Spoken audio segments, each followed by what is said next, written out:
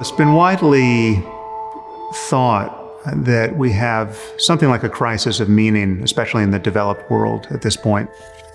There's a sense that culture has atomized, right? We're all kind of on our own with our phones and laptops and our digital media experiences. No one knows what everyone else is seeing on some level.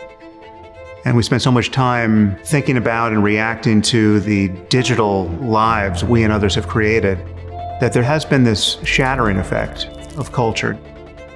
So I think we need a truly open-ended conversation with now 8 billion strangers. And what makes that hard to do increasingly is a level of political fragmentation and extremism and partisanship born of our engagement with these new technologies, born of the fact that we just simply can't agree about who is lying most of the time, right? And who is misinformed, who is in possession of only half the story. And the greatest question that we face individually and as a society is what to do next. I'm Sam Harris. I'm a writer and neuroscientist, a podcast host, and the creator of the Waking Up app.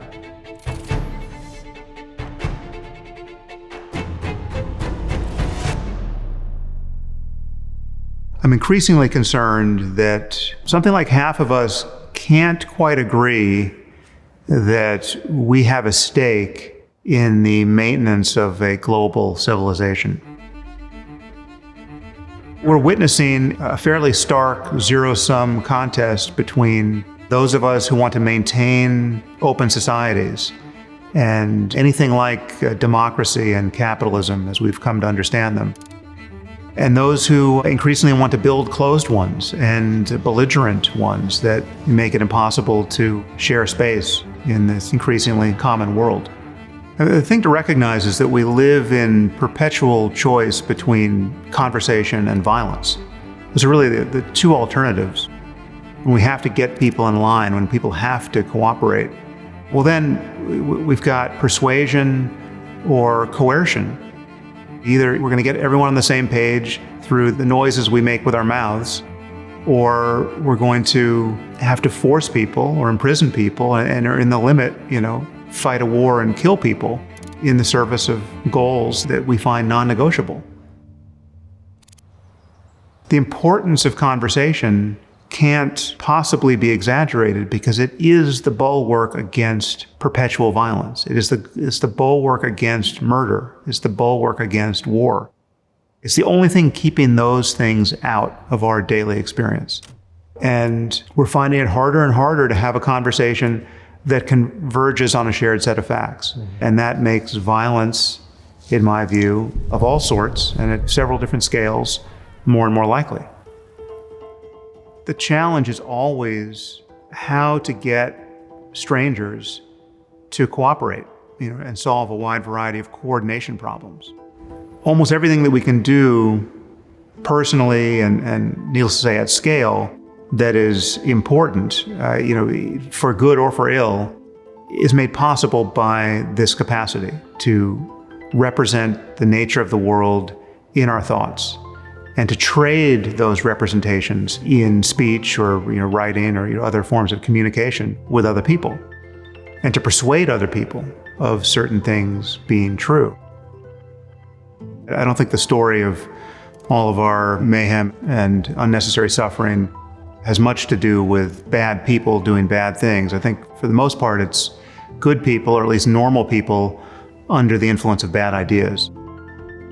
These ideas were communicated by people and acted upon on the basis of concepts. It's a set of arguments. It's a rehearsal of history and expectations about the future. And if you're rational, those reasons can be explained.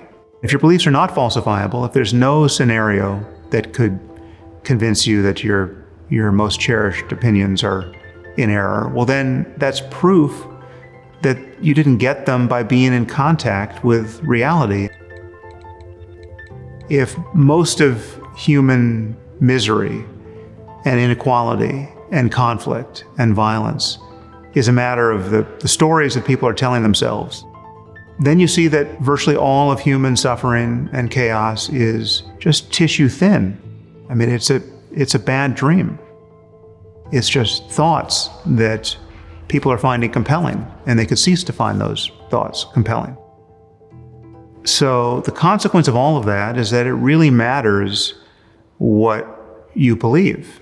It certainly matters what millions and billions of us believe in any given moment, because it's our beliefs that will dictate what we do next. One basis for hope is there's almost no problem human ingenuity can't solve in the end.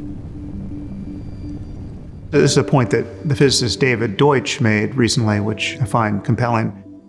Unless there's some law of physics that rules it out, any change in the universe that is possible in the presence of sufficient knowledge, right? And I would add, you need sufficient cooperation to implement that knowledge. All the progress we've made to arrive at anything like a universal conception of human flourishing and scientific rationality, all of that has been a matter of getting rid of dogma and having an open-ended and intellectually honest conversation based on facts and arguments. Really, the sky is the limit in terms of how good we can make human life on the basis of our understanding how the world works, and to cancel the truly unconscionable disparities in good and bad luck we see in this world. But the question is, how unhappy do you have to be in the present as you struggle to figure out how to solve the problems in the world? And what is the optimal state to be in once the world has got your attention? I mean, how useful is anger 30 seconds later or 30 minutes later? How fearful do I want to be? How impatient do I want to be? How angry do I want to be right now? All of our failures of compassion, our failures of mutual understanding, they're just an inability to be kind and patient and curious about what's happening on the other side of the wall or the other side of a conversation. All of those strong negative emotional reactions like anger and fear, they're necessary as information. They're salience cues. They tell you that something has happened in the world or in your body that is worth paying attention to. I think it's important to recognize that your mind is all you have, really. Your mind is the basis of your experience in each moment.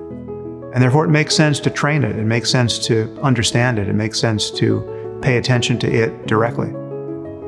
And until you learn to recognize thoughts as thoughts and emotions as emotions, until you break this spell of just kind of helpless identification with each new appearance in consciousness, you are just condemned to be as angry as you will be for as long as you will be.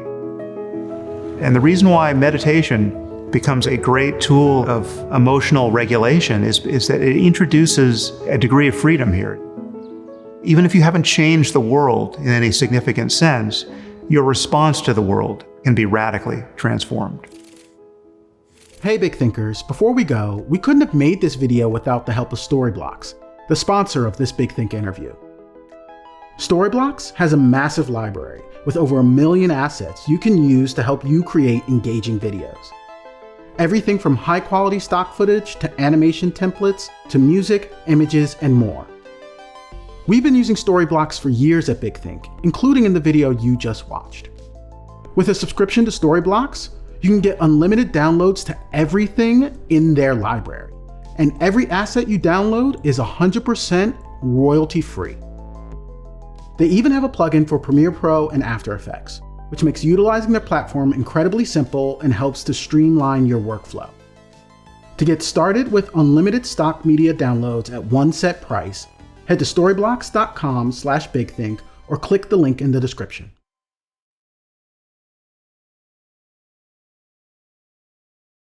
Want to dive deeper? Become a Big Think member and join our members-only community, watch videos early, and unlock full interviews.